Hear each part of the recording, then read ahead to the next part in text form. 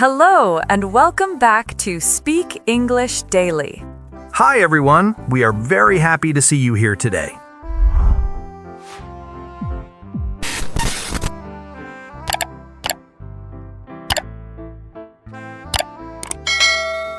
Hello, everyone, and welcome back to Speak English Daily, the place where you can relax, listen to natural conversations, and slowly build real confidence in English.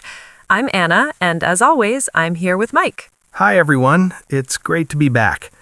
I like today's topic because it's something we all do every single day, even if we don't realize it. That's true. Today we're talking about something that sounds a little serious, but actually happens in very normal, everyday situations. We're going to explore how people talk, persuade, and influence others in daily life. When people hear the word persuade, they sometimes imagine politicians, business leaders, or salespeople. But persuasion isn't only for those situations. It happens in small moments all the time. Think about this. Maybe you want your friend to try a new restaurant. Maybe you're explaining an idea at work. Maybe you're asking your family to support a decision you've made. In all of those moments, you're trying to influence someone. Right. And influence doesn't mean forcing people to agree with you.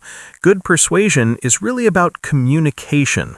It's about understanding someone's point of view and presenting your idea in a way that makes sense to them. And that's where language becomes powerful.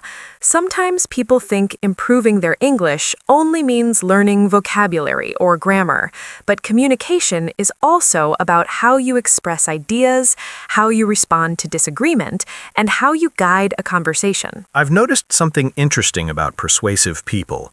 Many of them aren't the loudest person in the room. They're often calm, thoughtful, and very good listeners. That's such a good point. A lot of people think persuasion means talking more than everyone else, but the opposite is often true. The people who influence others the most are usually the ones who listen carefully first. Because when you listen, you understand what the other person cares about. And once you understand that, your message becomes much stronger. Let's imagine a simple example. Suppose you want your friend to watch a movie with you. If you just say, "Let's watch this movie because I like it," your friend might not be very interested. But if you know that your friend enjoys mystery stories, you might say something like, "I think you'd enjoy this movie because it has a really interesting mystery." Suddenly, the idea becomes more attractive. You connected your suggestion to something the other person already likes. That's persuasion in a very simple form. And these small communication skills matter in many parts of life. At work, you might need to explain an idea to your team. In school, you might present an opinion in a discussion. Even in friendships, we influence each other constantly. I remember a situation a few years ago when a group of friends and I were planning a trip. Everyone had different ideas about where to go. Some people wanted the mountains, others wanted the beach. That already sounds complicated. It was. At first, everyone just argued for their own idea, but one friend did something interesting. Instead of arguing, he started asking questions. He asked people what they wanted most from the trip. That's smart. Some people wanted relaxation, others wanted adventure. Once he understood that, he suggested a place that had both hiking trails and a nearby lake. So instead of defending one idea, he found a solution that connected to everyone's interests. And suddenly, everyone agreed. That's a great example of influence that comes from understanding people rather than pushing your opinion. And the good news is that these skills can be learned. You don't have to be naturally charismatic or confident from the beginning. In today's episode, we'll explore how everyday conversations can become more effective when you learn how to communicate clearly, listen carefully, and guide discussions in a respectful way. We'll also share some real-life scenarios so you can hear how these conversations might sound in daily life. So if you've ever wondered how some people seem to express ideas smoothly, convince others without arguing, and guide conversations in a calm way, this episode will give you some insight. Because persuasion isn't about winning an argument, it's about building understanding. And that's a skill that helps in friendships, work, and almost every interaction we have with other people. All right, let's explore this idea a little deeper. Before we go deeper into examples, I think it's interesting to ask a simple question. Why do some people seem naturally persuasive? You know the kind of person I'm talking about. When they speak, people listen. When they suggest something, others often agree. Yes, I've noticed that too. And what's surprising is that those people aren't always the smartest or the most experienced in the room. Sometimes they're just very good at communicating. I think one important quality is clarity. Persuasive people usually express their thoughts in a very clear way.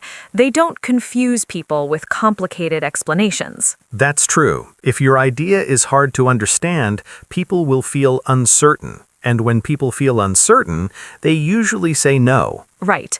Imagine someone at work saying, I have a new strategy that will improve productivity through several complex operational adjustments. That sounds complicated already. But if the same person says, I think we can finish projects faster if we organize our tasks in a clearer order, suddenly the idea feels simple. Simplicity is powerful. Another thing persuasive people do well is they stay calm. When discussions become emotional, people stop listening. I've seen that many times. Two people start with a small disagreement, but then the conversation becomes louder and more defensive. And once that happens, persuasion is almost impossible. Both sides are trying to protect their own opinion instead of understanding the other person. Good communicators avoid that trap. They keep the tone respectful, even if they disagree. There's also something else I've noticed. Persuasive people often ask questions instead of giving orders. Yes, questions invite people into the conversation.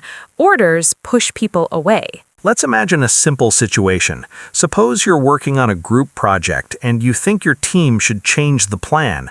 If you say, we should stop doing this and follow my idea instead, people might resist immediately. But if you say, what do you think about trying a slightly different approach? The conversation becomes more open. Now people feel like they're part of the decision. That small difference in language can completely change the direction of a conversation. There's also something interesting about confidence. Not aggressive confidence, but quiet confidence. The kind that feels calm and steady. Yes, when someone speaks with calm confidence, others often feel more comfortable trusting their idea. But confidence doesn't mean pretending to know everything. Actually, some of the most persuasive people are comfortable admitting when they don't know something. That builds trust. When someone says, I might be wrong, but here's what I'm thinking, it shows honesty. And honesty makes people more willing to listen. Let's think about another everyday situation. Imagine you and a friend are deciding where to eat dinner. A classic problem. One person says, we're going to that restaurant. It's the best one. That might sound confident, but it can also feel controlling. On the other hand, someone might say, I tried this place last week and the food was really good. Would you be open to going there? That feels very different. The second person shares an experience, explains the reason, and invites the other person to participate in the decision. That's persuasion without pressure. And people usually respond better to that kind of communication. There's also an emotional side to persuasion. Humans are not completely logical creatures. Our decisions are influenced by feelings, trust, and relationships. Which means the way you speak matters just as much as the information you share. A warm tone, patience, and respect can make your message much stronger. I remember one teacher I had in college who was very good at influencing students. He never forced his opinions on anyone. Instead, he told stories. Stories are powerful. He would explain an idea through a story from real life, and by the end of the story, many students suddenly understood his point. That's interesting because stories help people imagine situations. They create a connection. And when people feel connected to an idea, they're more likely to accept it. So, when we look at persuasive communication, it's not about tricks or manipulation. It's about clarity, respect, curiosity, and understanding people. Those qualities turn ordinary conversations into meaningful discussions. And the good news is that anyone can practice these skills. You don't need a special personality. You just need awareness of how conversations work. In the next part of our discussion, we'll explore the actual language people use when they're trying to persuade someone. Because sometimes the smallest phrases can guide a conversation in a completely different direction. Now that we've talked about why some people are naturally persuasive, let's look at something more practical. The language people use during conversations can make a big difference. Yes, sometimes a conversation changes direction because of just one sentence. And many learners focus on vocabulary, which is important, but communication also depends on how ideas are introduced. Let's start with something simple. When people try to persuade someone, they often make the mistake of sounding too direct. Right. Direct language isn't always wrong, but it can feel a little aggressive in discussions. For example, imagine someone saying, "You should do it this way. It's better." That might be true, but the listener might feel uncomfortable or defensive. A softer approach often works better. Instead of saying, "You should do this," someone might say, "Maybe we could try this approach." That small change in wording makes the suggestion feel collaborative instead of controlling. Another helpful phrase people often use is, "What do you think about?" That phrase is very powerful because it invites the other person to share their opinion. And when people feel included in the conversation, they're more open to new ideas. Let's imagine a real-life situation. Suppose two coworkers are discussing how to organize a project. One person might say, "This plan isn't good. We need to change it." But a more effective way could be, "What do you think about adjusting the plan slightly so we can finish faster?" The second sentence feels cooperative. It opens the door to discussion instead of closing it. Another useful phrase is, "I see your point." That phrase is extremely helpful when you disagree with someone. Because disagreement doesn't have to sound like conflict. Exactly. Imagine someone shares an idea and you respond by saying, "That won't work." The conversation stops immediately. But if you say, "I see your point, but I'm wondering if there's another option," the conversation continues. You acknowledged the other person's perspective before sharing your own. That shows respect. Respect is one of the strongest tools in persuasive communication. I think another effective technique is explaining the reason behind your idea. Yes, people respond better when they understand the logic. For instance, instead of saying, "Let's meet earlier tomorrow," someone might say, "If we meet earlier tomorrow, we'll have more time to finish the project." Now, the suggestion has a purpose. People rarely like being told what to do, but they often respond well when they understand why something might help. Let's try a small role play to show how this works in conversation. Good idea. Imagine we're deciding what to do on the weekend. All right. Mike, I heard about a hiking trail outside the city. Maybe we could try it this weekend. I'm not sure. I was thinking about just staying home and relaxing. I understand that. It's been a busy week, but the trail is supposed to be really peaceful. Fresh air might actually help us relax more. That does sound nice, but I'm still a little tired. That's fair.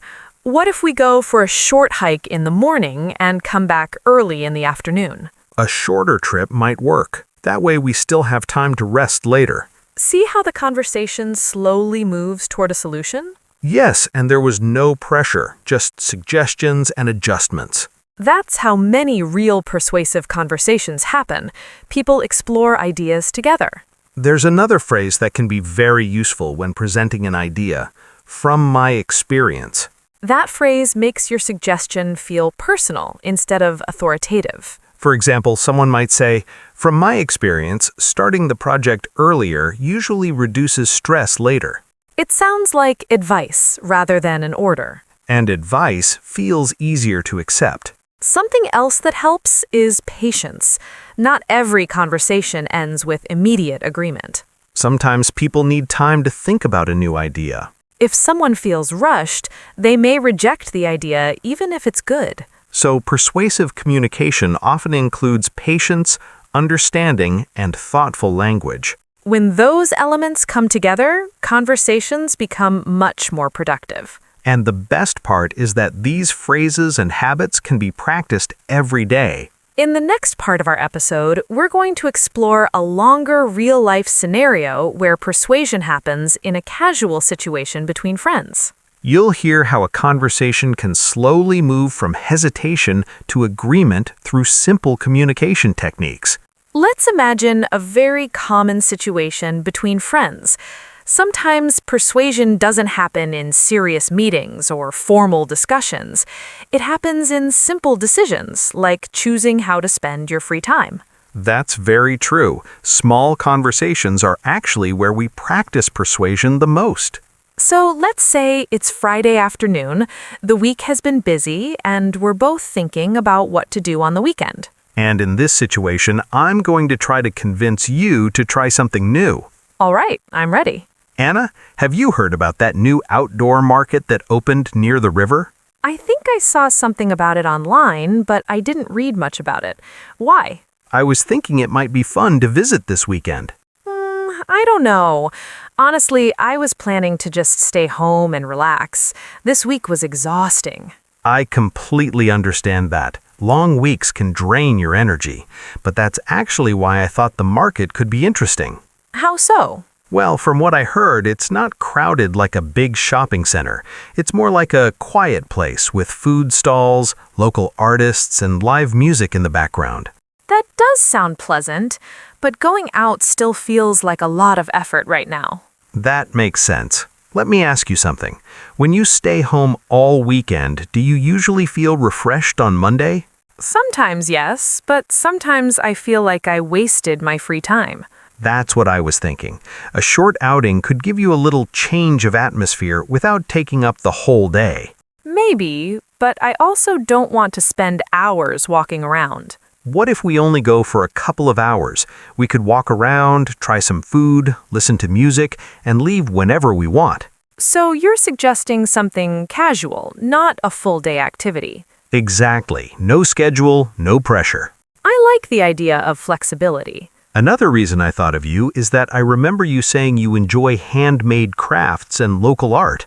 That's true. I do like that kind of thing. Apparently, a lot of local artists are displaying their work there. That might actually be interesting to see. And if we get bored after 30 minutes, we can simply leave. You're making it sound very low risk. Because it is. The goal isn't to plan something complicated, just a simple change from the usual routine.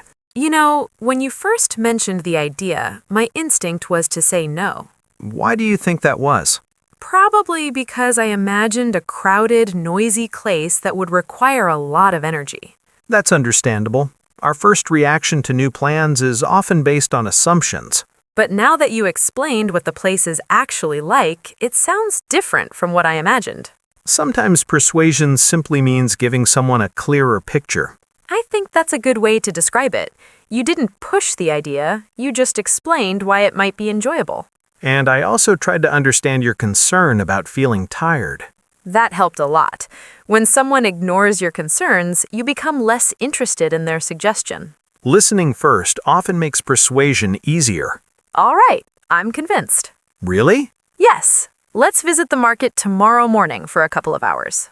Perfect. I think it'll be a nice way to start the weekend. And if it turns out to be boring, we'll just leave early. That's a fair deal. What I like about this example is how normal the conversation feels. There was hesitation, explanation, and a gradual shift in opinion. That's how many real persuasive conversations work. They move slowly. Instead of forcing agreement, people explore the idea together. And the final decision often feels natural instead of pressured. In the next part of our episode, we're going to move from a casual situation to something more professional. Because persuasion also plays a big role in workplaces, meetings, and group decisions. So far, we've talked about persuasion in casual situations between friends, but communication becomes a little more complex in professional environments. Definitely. At work, people often need to present ideas, suggest changes, or guide a team toward a decision.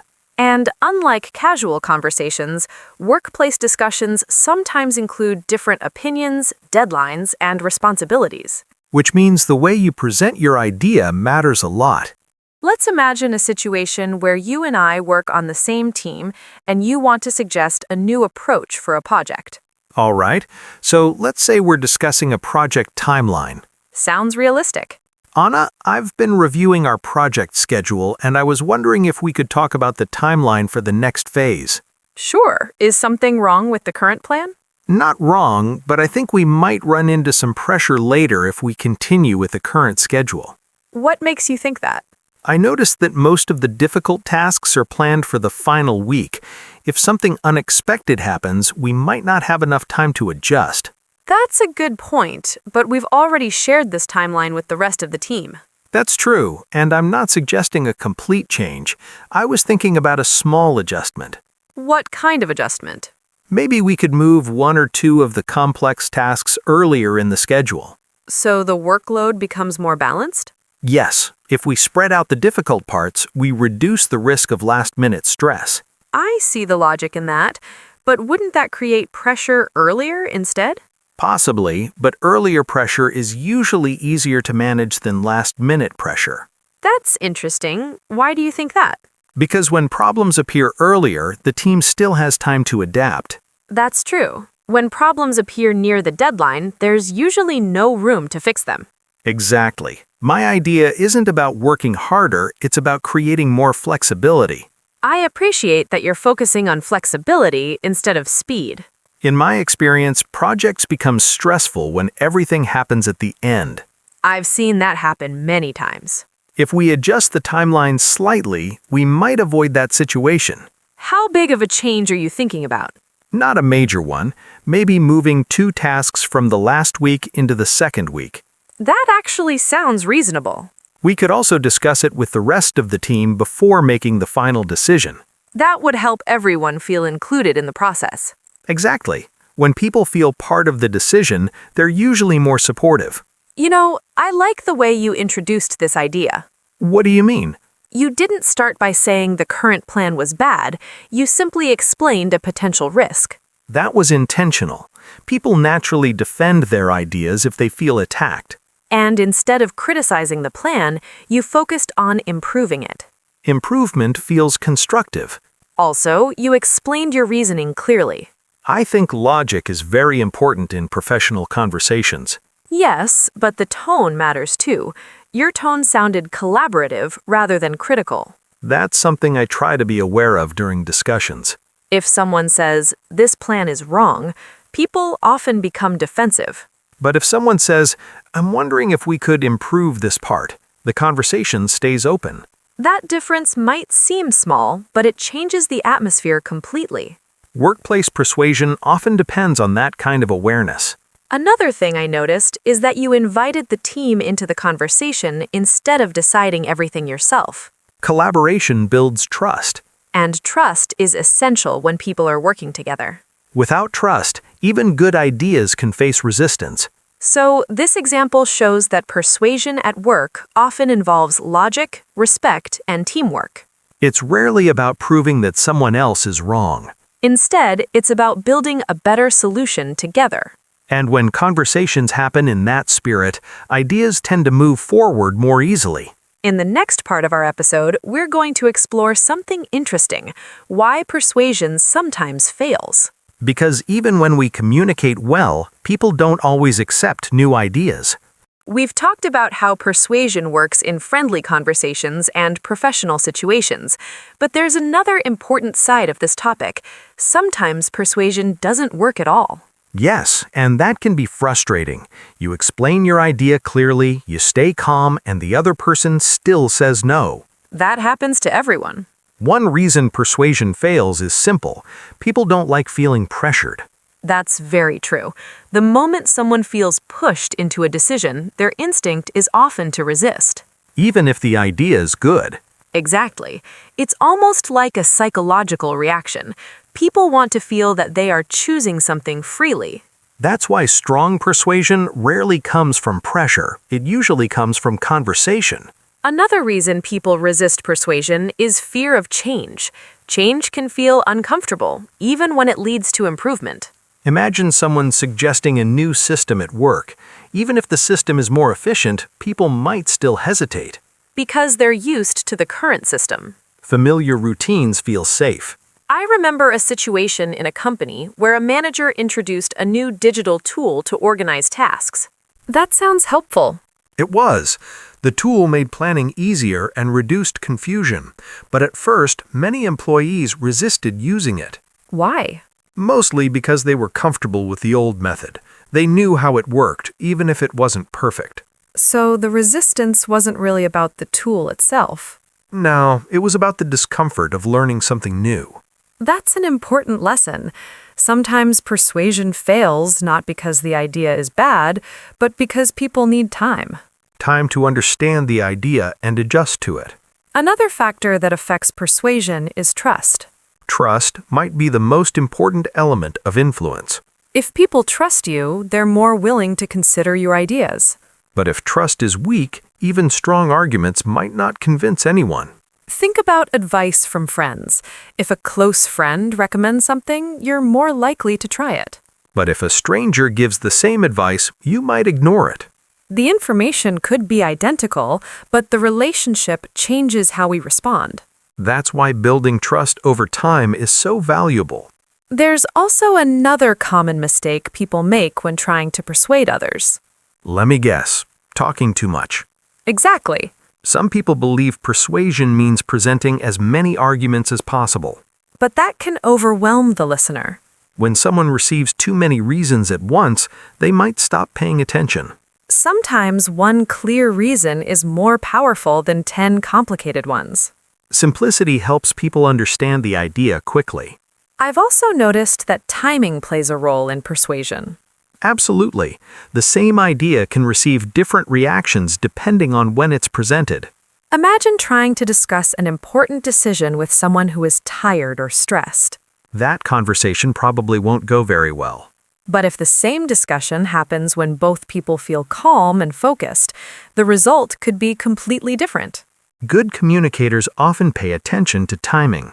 They choose moments when people are more open to conversation. Another interesting thing is that persuasion doesn't always need to happen immediately. What do you mean? Sometimes an idea needs to sit in someone's mind for a while. That's true. People might reject an idea today, but accept it later after thinking about it. That's why patience is important. Instead of forcing agreement in the moment, it's often better to plant the idea and allow the other person to reflect on it. And when people feel that the decision is truly theirs, they're more comfortable with it. So persuasion isn't about controlling people's choices. It's about helping them see possibilities. Sometimes they agree right away. And sometimes they need time. In the final part of today's episode, we'll bring everything together and talk about a few simple principles that can make everyday conversations more effective. Because influence, at its core, is really about connection. As we come to the end of today's episode, let's take a moment to reflect on everything we've talked about. Persuasion and influence might sound like complicated ideas, but in reality, they are part of everyday communication. That's right. Almost every day we try to explain ideas, suggest plans, or share opinions with the people around us. Sometimes those conversations are small, like deciding where to eat dinner. And sometimes they are bigger, like presenting an idea at work or discussing an important decision with family. But in both cases, the basic principles remain the same. One of the most important principles we discussed today is listening. Yes, many people think persuasion begins with speaking, but it actually begins with listening. When you listen carefully, you understand what the other person values, what they worry about, and what they hope for. And once you understand that, your communication becomes more meaningful. Another important idea is respect. Respectful conversations create space for different opinions. Even when two people disagree, respect keeps the discussion productive. Even without respect, conversations quickly turn into arguments. And once people start arguing, persuasion becomes almost impossible. We also talked about clarity. Clear ideas are easier to understand and easier to accept. When someone explains an idea in a simple, calm way, people feel more comfortable considering it. Complicated explanations often create confusion. Simplicity builds confidence in the message. Another lesson from today is that persuasion doesn't mean forcing agreement. Yes, good persuasion invites conversation rather than demanding answers. When people feel included in a discussion, they're more open to new ideas. Questions can be powerful tools. Questions like, "What do you think?" or "How do you feel about this idea?"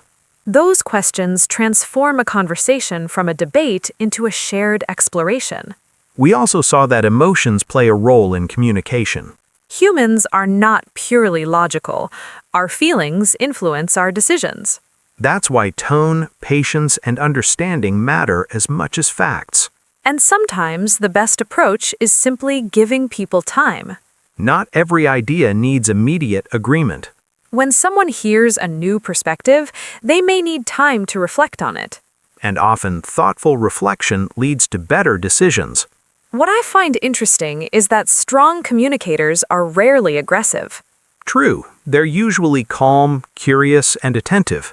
Instead of trying to win arguments, they focus on building understanding.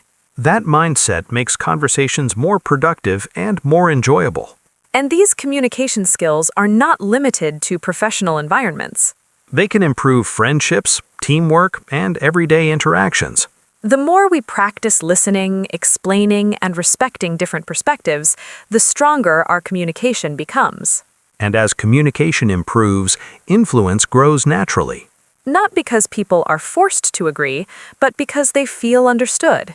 That kind of influence creates stronger relationships and better decisions. So, as you continue practicing English, remember that communication is more than vocabulary and grammar. It's also about how ideas are shared, how conversations unfold, and how people connect. With awareness and practice, anyone can become a more thoughtful communicator. And the conversations you have each day are the perfect place to practice these skills. Thank you for spending this time with us today. We hope this discussion gave you some useful ideas for your own conversations. Keep listening, keep practicing, and most importantly, keep communicating. We'll see you next time.